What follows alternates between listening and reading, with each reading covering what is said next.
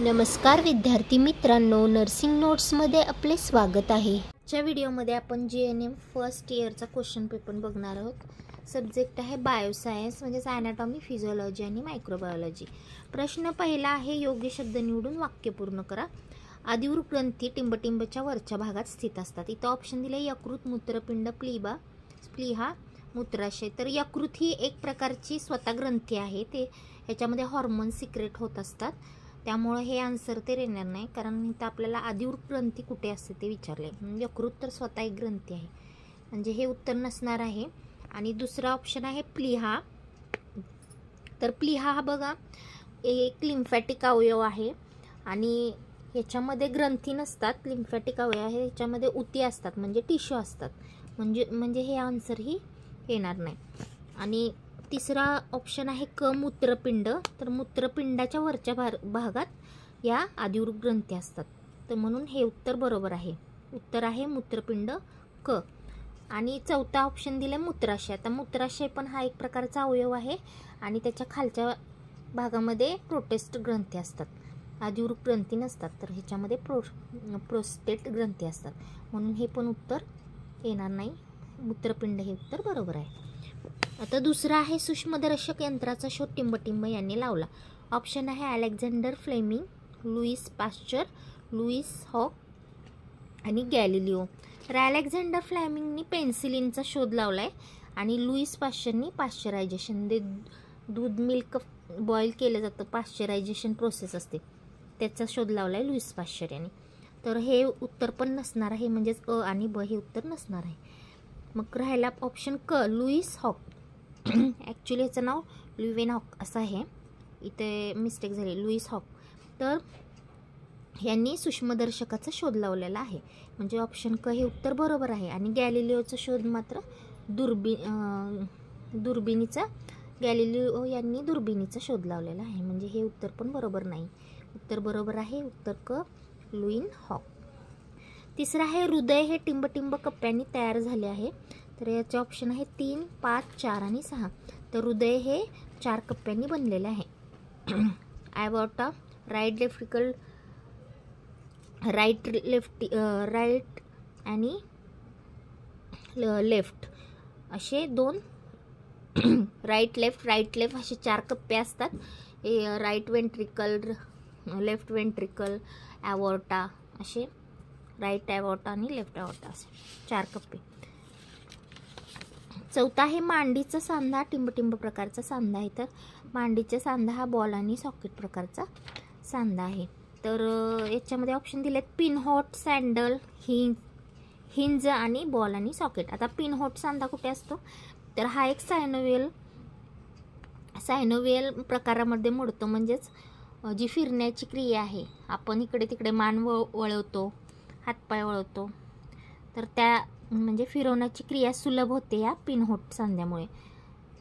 जसं की कोपर, मान, गुडगा ह्याच्यामध्ये हा पिनहोट सांधा असतो। आणि ब दिलंय हिंज हा सांधा गुडगा, कोपर आणि बोटाचे सांधे याच्यामध्ये असतो। त्यानंतर ऑप्शन दिले सँडल हा अंगठ्याच्या तळाशी असतो, पायाचा किंवा हाताचा असतो अंगठा, त्याच्यामध्ये हा असतो।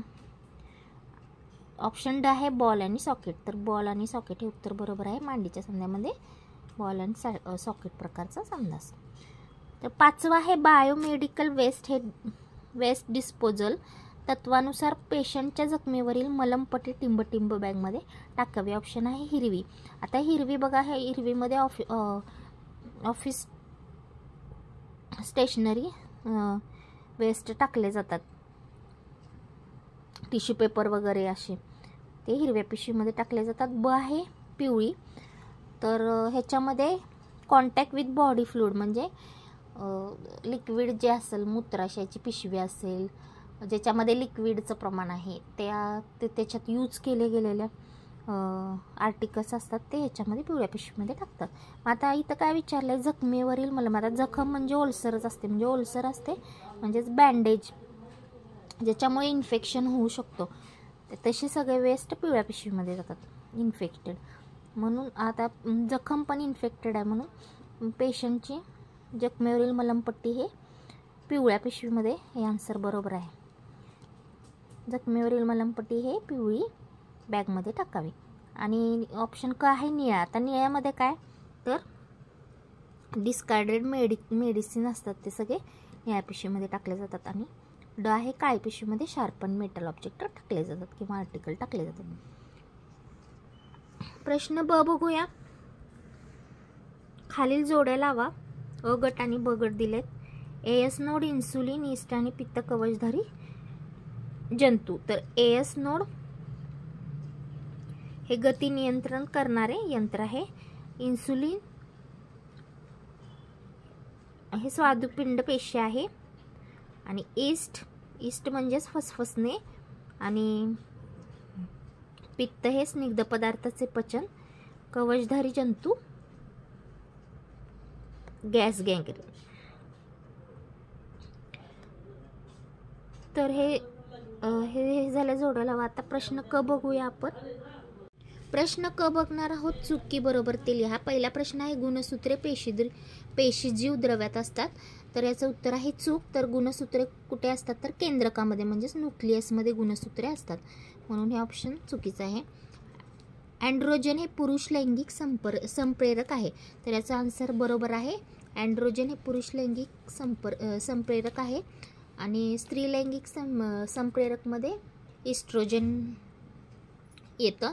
आणि तिसरा ऑप्शन आहे मोठ्या आतड्यात अन्नपचन होते. तर हे पण चुकीचं आहे.